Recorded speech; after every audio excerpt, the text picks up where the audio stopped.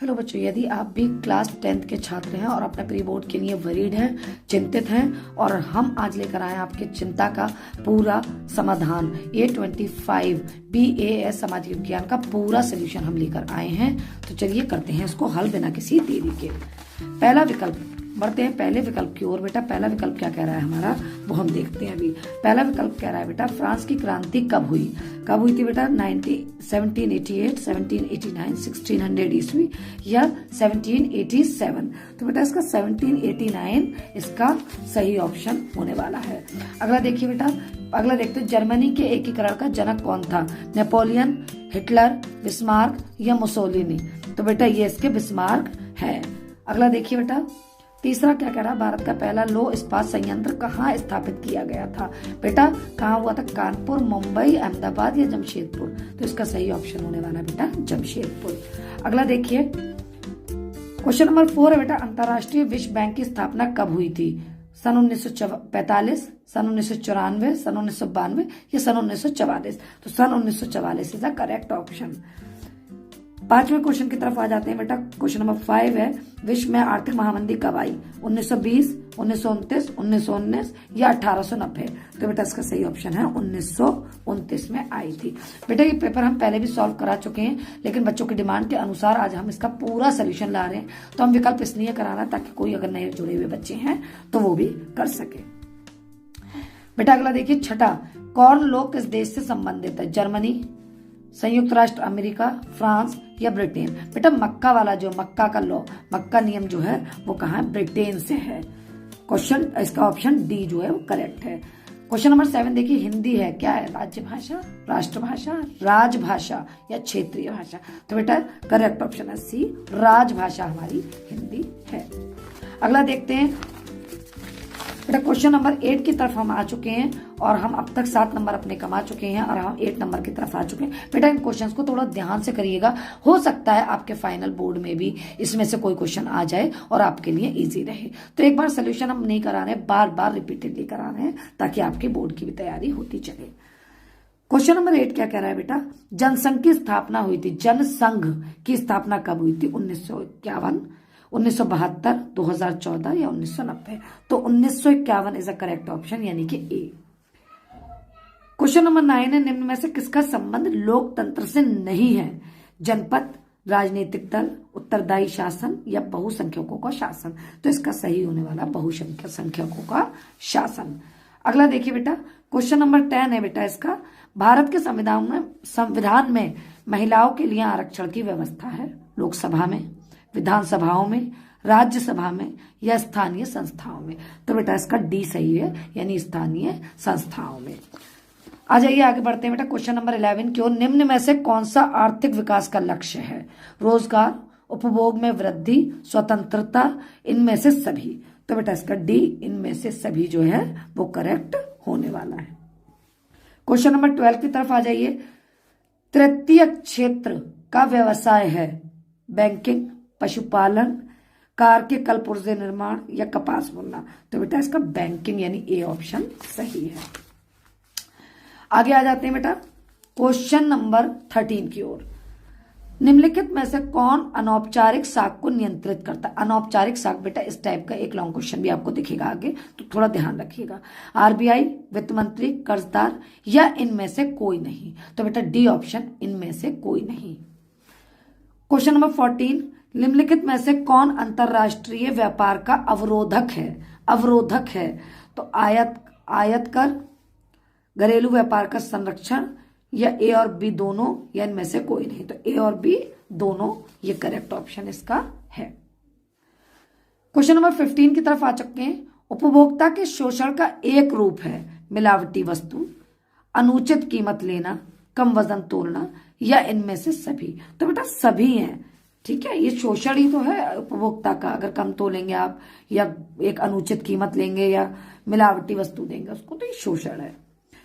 16वां, संपूर्ण उत्तरी मैदान बना है। संपूर्ण उत्तरी मैदान किस चीज से बना है बेटा? कौन सी मिट्टी से? जलोढ़ मिट्टी, जलोढ़ मृदा, काली मृदा, लेटराइट मृदा से या मरुस्थलीय मृदा से? तो जलोढ़ मृदा से बेटा इसका करेक्ट होने वाला है। क्वेश्चन नंबर 17 की तरफ आ चुके हैं हम। निम्नलिखित में से कौन वन संसाधनों के सिकुड़ने का कारण नहीं है? कृषि क्षेत्रफल में वृद्धि, वाणिज्य वानिकी में वृद्धि, खनन क्रियाओं में वृद्धि या आरक्षित वनों का विस्तार। तो इसका डी ऑप्शन सही है, आरक्षित वनों का विस्तार। अगला देखिए 18 क्वेश्चन के पास आ चुके हैं अब हम। निम्नलिखित में से कौन भारत में रोपण फसल का उदाहरण नहीं है? गन्ना, केला, धान या कॉफी, यानी कि धान। बेटा अगर आपको वीडियोस पसंद आ रही हैं और आपको लग रहा है कि काम की लग रही हैं आपको, आपके लिए बेनिफिशियल है, तो प्लीज एसके क्लासेस फैशन को सब्सक्राइब कर दीजिए, वीडियोस को लाइक करिए। हम आपकी बहुत ही अच्छी तरीके से बोर्ड की भी प्रिपरेशन कराएंगे। आपका एक एक चैप्टर हम सिलेबस को कंप्लीट कराएंगे और हम उसमें question answer, long question, short question सब कुछ कराएंगे। अगर आप चाहेंगे तो हम आपको लाइव क्लास की भी टाइमिंग अपडेट कर देंगे। चैनल से बस बने रहिएगा, नोटिफिकेशन ऑन कर दीजिएगा। हर चीज मिलेगी लेकिन समय के हिसाब से। आपको कैसे कॉपी लिखी जाती है, कैसे OMR शीट फिल की जाती है, सब कुछ समझाया जाएगा एक एक चीज बोर्ड के बारे में। क्वेश्चन नंबर 19, निम्नलिखित में से कौन खनिज उद्योग है? चीनी उद्योग, पेट्रो रसायन उद्योग, ए और बी दोनों या इनमें से कोई नहीं। तो बी वाला पेट्रो रसायन उद्योग ये करेक्ट है। क्वेश्चन नंबर 20 पर आ जाते हैं बेटा। स्वर्णिम चतुर्भुज योजना संबंधित है? ए स्वर्ण खनन से, बी महाराजमार्ग विकास से, सी रेल परिवहन विकास से या डी बागों के संरक्षण से। तो बेटा करेक्ट है इसका बी ऑप्शन, महाराजमार्ग विकास से। आ जाते हैं बेटा अपने डिटेल खंड बा की तरफ, जो कि अब लिखित में चलेगा, यानी वर्णात्मक, यानी डिस्क्रिप्टिव होता है, जिसमें आपको लिखना पड़ता है।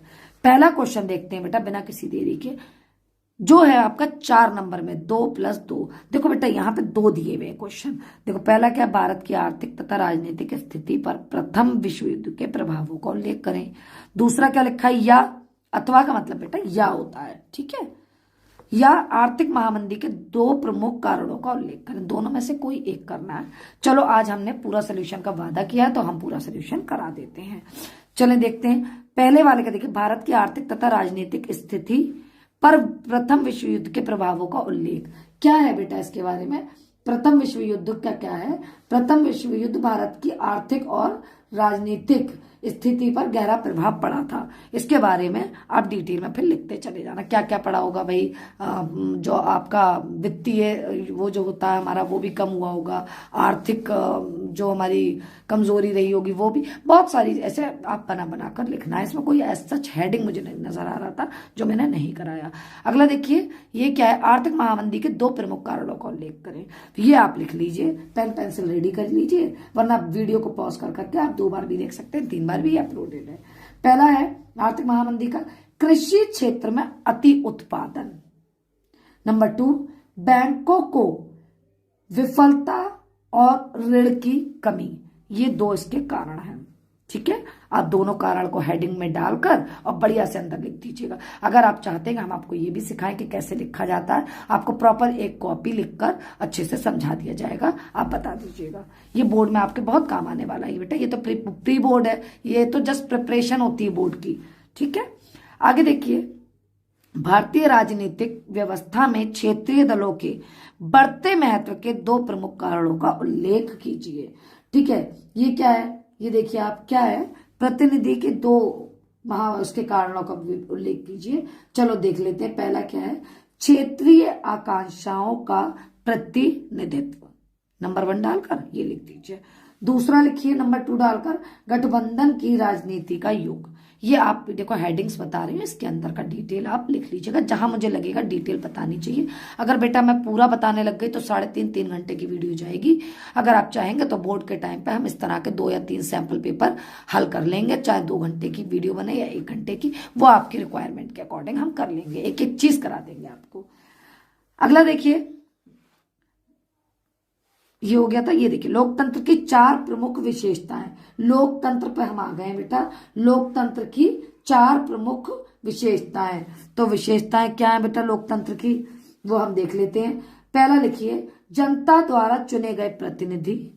नंबर 2, स्वतंत्र तथा निष्पक्ष चुनाव। नंबर 3, वयस्क मताधिकार। नंबर 4, कानून का शासन और अधिकारों का सम्मान।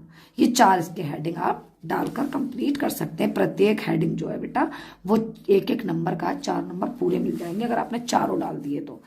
अगला प्रश्न देखिए इसका, अगले प्रश्न पे आ गए, यानी कि हमारा ये बैठेगा लॉन्ग, आपका लॉन्ग में आ रहा है, वेरी लॉन्ग में नहीं है, ये लघु वाला है, वो है परिवहन क्षेत्र का विकास देश के विकास में कैसे सहायक हो सकता है, इनके किन्हीं 2 लाभ बताइए। परिवहन क्षेत्र, ठीक है, परिवहन क्षेत्र के कोई भी 2 उदाहरण आप बता दीजिए, तो क्या लग रहा है आपको वो देख लीजिए। भाई परिवहन क्षेत्र के क्या है, कैसे सहायक हो सकता है, ये बहुत ही ज्यादा महत्वपूर्ण है। और क्या हो सकता है परिवहन क्षेत्र का, आप कर सकते हो पारदर्शिता और जवाबदेही, इस तरह से कर सकते हो आप, ठीक है। बाकी अब देखते हैं इसका डिटेल, आप हेडिंग डालकर लिख सकते हैं, ये देख लीजिएगा। वैसे मैं आपको अयस्क वाला ज्यादा बेहतर करा देती हूँ ताकि आप अच्छे से कर सके। पहला लिख लीजिए अयस्क वाला। अयस्क क्या है, ठीक है, तो अयस्क वह प्राकृतिक खनिज या चट्टाने हैं जिनमें धातुएं तथा अन्य उपयोगी तत्व निष्कर्षण के बाद आर्थिक रूप से प्राप्त किए जा सकते हैं। इसके 2 देखिए पेटियां पूछी हैं। नंबर 1 लिख लीजिए इसका ओडिशा झारखंड पेटी, नंबर 2 बेलारी, चित्रदुर्ग, चिकमंगलूर, तुमकुर पेटी, ये इसका पूरा नाम है। 2 पेटियां आप लिख सकते हैं इसकी। आइए अगला देखिए, अगला क्या है बेटा,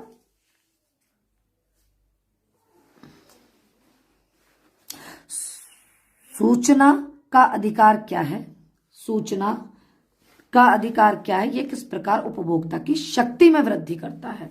तो आप कैसे लिखेंगे बेटा इसको लिखेंगे मेरा बच्चा, सूचना का अधिकार यानी आरटीआई एक अधिनियम है जो भारत के नागरिकों को जानकारी तक पहुंचाने का अधिकार देता है, यानी कि जानकारी बढ़ाता है।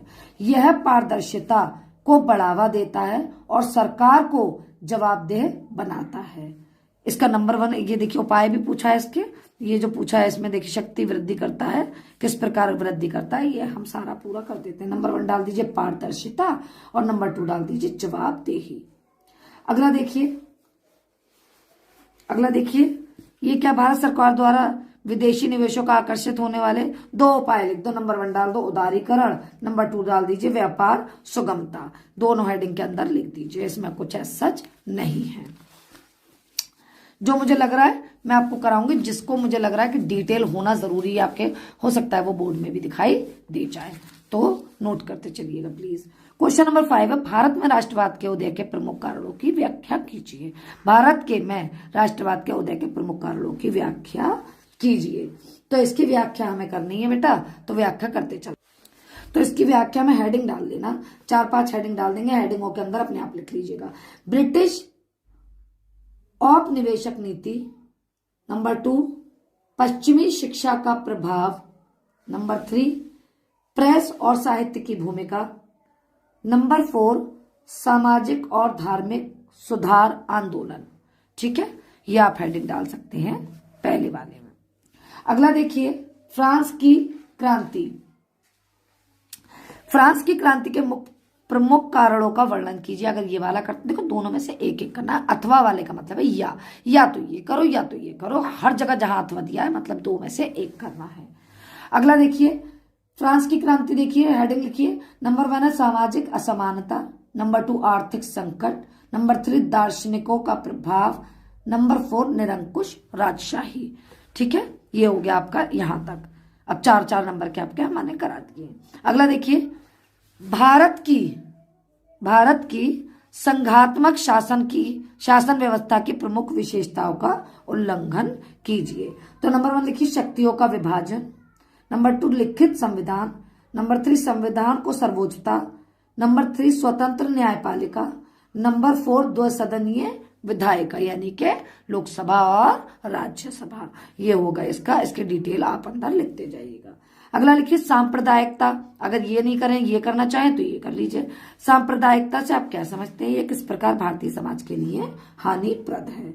तो लिख लीजिए सांप्रदायिकता का अर्थ है एक विशेष धर्म, जाति या समुदाय के हितों को प्राथमिकता देना और दूसरे समुदायों के प्रति पूर्वाग्रह रखना यह भारतीय समाज के लिए सामाजिक विभाजन, हिंसा और लोकतंत्र को कमजोर करने के कारण हानिप्रद है। ये मैंने बता दिया, आप बड़ा करके और थोड़ा सा लिख सकते हैं। अगला लिखिए, कहां पहुंच चुके हैं हम? 7वें प्रश्न की तरफ। बेटा बहुत हम आगे जा चुके हैं भैया, दीर्घ चल रहे हैं, आराम से धीरे धीरे कर रहे हैं, फिर भी हो चुका हमारा लगभग। अर्थव्यवस्था के 3 क्षेत्रक कौन से हैं भैया? अर्थव्यवस्था के 3 क्षेत्रक है मेरी, प्राथमिक क्षेत्रक, द्वितीयक क्षेत्रक और तृतीयक क्षेत्रक। यह हेडिंग डालकर भाई आप किया क्या करेंगे, उसकी डिटेल अंदर अच्छे से लिख देना। अगर आप चाहेंगे तो हम आपको आपके हिसाब से बेटा हम आपको क्या करेंगे, कॉपी भी लिखना सिखा देंगे। अगला देखिए, अनौपचारिक साख क्या है? भारत में साख विस्तार में अनौपचारिक साख की आवश्यकता एवं चुनौतियों को एक एक उदाहरण द्वारा समझाइए। अनौपचारिक साख से तात्पर्य उन ऋणों का होता है बेटा, उन कर्जों का होता है जो हम साहूकारों से ले लेते हैं, अपने अड़ोस पड़ोस से ले लेते हैं, चाचा मामा भाई बहन या पड़ोस में दोस्तों से, किसी से ले लेते हैं। इसमें क्या होता है बेटा, सरकार जो होती है इसकी जिम्मेदारी नहीं लेती है, सरकार का काम नहीं है इसकी निगरानी करना। भाई बैंक से लेते हैं तब तो हम सरकार निगरानी करती है, अगर हम ये लेते हैं आपका, तब हमारा अनौपचारिक साख जो होता है ये अगर हम लेते हैं तब इसमें सरकार निगरानी नहीं करती है। अच्छा, और क्या कह रहा है, और क्या कह रहे थे इसमें? इसका हानि बता दिया आपको। और क्या पूछ रहे थे इसमें? साख का ये है, भारत में साख विस्तार में अनुपात। भाई आवश्यकता क्या हो सकती है? भाई पैसा, आवश्यकता ये हो सकती है कि जरूरत है भाई खाद बिखेरने के लिए, खेत में किसान को किसी भी चीज के लिए जरूरत है तो वो ऋण लेगा। ठीक है। हानियां क्या है, चुनौतियां क्या क्या और हो सकती हैं? भाई कागज दस्तावेज बैंक को प्रॉपर देने पड़ते हैं, जो उनके पास अगर नहीं होते तो उन्हें किसी को अनौपचारिक साख की जरूरत पड़ती है। अच्छा, हानि क्या है? हानि ये बेटा, ये अनौपचारिक साख आप किसी से लेते हैं तो वो बहुत ज्यादा ऋण इससे वसूल करते हैं, यानी बैंक के मुताबिक डबल ट्रिपल ये वसूल करते हैं। तो बेटा अनौपचारिक साख और औपचारिक साख ये आप लोगों को भूलना नहीं है। अब अगर बोर्ड में आया और आपने छोड़ा तब मैं आपकी डांट लगाने वाली हूं। चलिए आगे देखते हैं। क्वेश्चन 8 लगिए आगे, दीर्घ चल रहा है बेटा, आप एक एक करते चलना। भारत में वन एवं वन्य जीवों का संरक्षण क्यों आवश्यक है? इस हेतु उठाए गए किन्हीं 2 कदमों का बताइए। कौन से 2 कदम है जो बढ़ाए गए थे हमारे? हाँ भाई, तो क्या है बेटा, हेडिंग डाल लीजिएगा। एक डाल दो पारिस्थितिक संतुलन। भाई परिस्थितियों के हिसाब से जो संतुलन बनाया रहता है, जैसे ठंड है तो पेड़ पौधों का वन से संरक्षण से क्या क्या हो सकता है, और अगर गर्मी है तो पेड़ हमें ठंडी ठंडी हवा देते हैं, और क्या भाई जैसे भी आप अपने ऑक्सीजन हमें वो मिलते हैं, सब कुछ है। अगला हेडिंग डालिए जैव विविधता, फिर संसाधन, फिर आजीविका। ये आपने डाल दिए हेडिंग, ये आवश्यक क्यों है। अब कदम क्या क्या है भाई, सरकार के क्या क्या कदम इसमें बता रहे थे कि भाई कदम बताओ है तो कौन से कदमों को बताइए। तो कानूनी ढांचा, भाई कानून ने भी तय कर रखा है हर जगह से पेड़ काट कर देखना जरा नहीं कर सकते, तो ये भी अच्छी चीज है। राष्ट्रीय उद्यान और उभयाख्य, ये इसका अगला हेडिंग आप डाल सकते हैं। अगला देखिए, अगर आप ये नहीं करना चाहते तो ये कर लीजिए। भारत में प्रचलित किन्हीं 3 प्रमुख कृषि प्रकारों का संक्षिप्त में वर्णन कीजिए। तो तीनों का लिख लीजिए। प्रारंभिक जीविका निर्वाह कृषि नंबर 1, नंबर 2 गहन जीविका कृषि, नंबर 3 वाणिज्यिक कृषि। ये 3 इसके कृषि के हैं। अगला देखिए क्या क्या आता है, ये हम करा चुके थे लेकिन आप फिर एक बार और समझा देते हैं क्योंकि कुछ बच्चों को इसमें कंफ्यूजन था। देखिए भाई मैप आया, मैप में आपको ये दर्शाना, पहले इनका उत्तर दीजिए आप, ये कॉपी में आप दे रहे हैं। वह स्थान जहां पूर्ण स्वराज की मांग का प्रस्ताव पारित हुआ था, यानी लाहौर। ठीक है, लाहौर तब उस समय जब ये पारित हुआ था तब हमारे भारत देश का ही हिस्सा था। अगला देखिए, वह स्थान जहां दिसंबर 1920 में कांग्रेस का अधिवेशन हुआ था। देखो बेटा, जो नागपुर में हुआ था वो दिसंबर में हुआ था अधिवेशन 1920 में कांग्रेस का, लेकिन एक बच्चे ने मुझे रिप्लाई किया था कि मैम कोलकाता में हुआ था। तो बेटा जो कोलकाता में हुआ था ना बेटा, तो वो सितंबर 1920 में हुआ था कांग्रेस का अधिवेशन। 1920 में 2 जगह हुआ था, सितंबर में हुआ था कोलकाता में, और दिसंबर हमारे यहाँ पूछा तो यहाँ पे अधिवेशन जो हुआ था वो नागपुर में हुआ था। तो आप चित्र में दर्शा देना कि लाहौर किस साइड है भाई, और नागपुर किस साइड है, अगर आप कहेंगे तो आपको जब हम बाद में स्टडी क्लास डालेंगे तो सर जी SK क्लासेस फैजगंज पर आप आएंगे तो वहां पे हम आपको मैप भी फिल करना सिखाएंगे।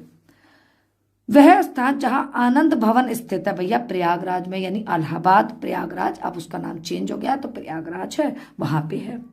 आप इलाहाबाद ब्रैकेट में लिख दीजिएगा। वह स्थान जहां सूती मिल श्रमिकों ने पहला सत्याग्रह किया था, अहमदाबाद में किया था भाई। ठीक है, अगला ये आ गया, देखिए निर्देश क्या क्या आया है। मानचित्र में निम्नलिखित स्थानों को चिन्ह द्वारा समझाई दर्शा। अब जैसे सितारा, सितारा कहाँ पे बनाओगे आप, देखो ये आ गया पश्चिम स्थित एक सॉफ्टवेयर टेक्नोलॉजी पार्क, चिन्ह द्वारा समझा, चिन्ह द्वारा नाम सहित, तो ये क्या है बेटा, सितारा का आ गया। चलो आ गया अगला, पूर्वी भारत स्थित एक लोहा और इस्पात संयंत्र, चिन्ह द्वारा, जमशेदपुर और दुर्गापुर को चिन्ह द्वारा यानी कि वर्ग बनाकर आपको दर्शाना है। जहां पे जमशेदपुर और दुर्गापुर आपको लग रहा है ना मानो नक्शे में यहाँ है, तो वहां पे वर्ग बना देना ऐसे करके, ऐसे करके चारों बचाएं बराबर। अब ये यहाँ पे दुर्गापुर अगर लग रहा है तो यहाँ पे दुर्गापुर का ऐसे वर्ग बना देना, ये वर्ग के हिसाब से करना है आपको, और कॉपी में इस तरह से ही लिखना है। दक्षिण भारत स्थित एक तापीय ऊर्जा संयंत्र यानी कि बिंदु चिन्ह द्वारा तो बेटा ये क्या क्या है, इसे चिन्ह और इसे बिंदु और गोला दोनों कहते हैं, तो आप ये लगा देंगे वहां पे। और रामगुंडम और नेवेली इसका सही उत्तर होगा लिखने के लिए। अगला देखिए, छत्तीसगढ़ राज्य की राजधानी, चिन्ह द्वारा नाम सहित, भाई रायपुर कहाँ पे है, रायपुर कॉपी में लिखिए और ऊपर जाके वो C जो है वहां बना दीजिए, जहां पे रायपुर मानो यहाँ पे है नक्शे में तो यहाँ C बना दीजिए अंग्रेजी भाषा का, अंग्रेजी क्या वर्णमाला, वर्णमाला अंग्रेजी मतलब अल्फाबेट जो है वो C बना दीजिए, यानी विच इज ए कॉन्सोनेंट।